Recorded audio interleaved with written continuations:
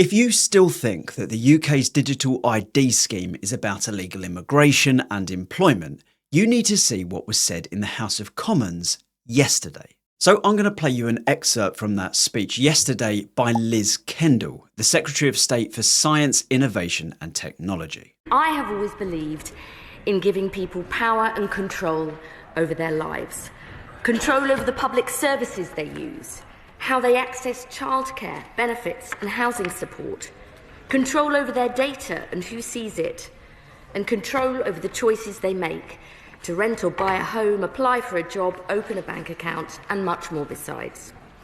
In the age of the smartphone, we can take this control quite literally into our own hands.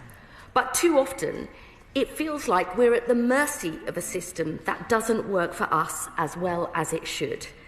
One with endless form filling and bureaucracy just to prove who you are, where you might need your passport to apply for a job, your national insurance number to pay tax, your driving licence to buy a pint or a glass of wine, if you're lucky enough to be asked.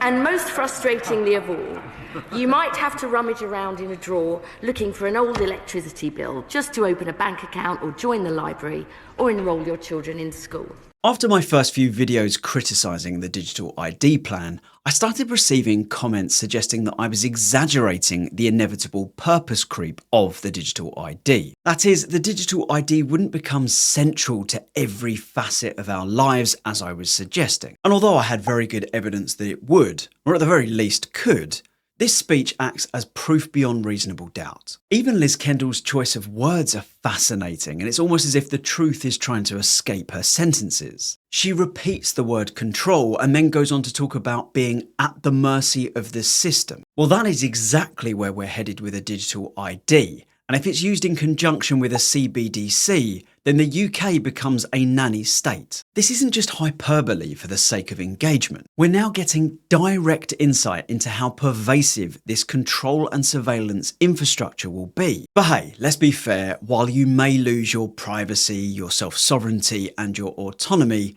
at least you won't have to occasionally rummage around in a drawer.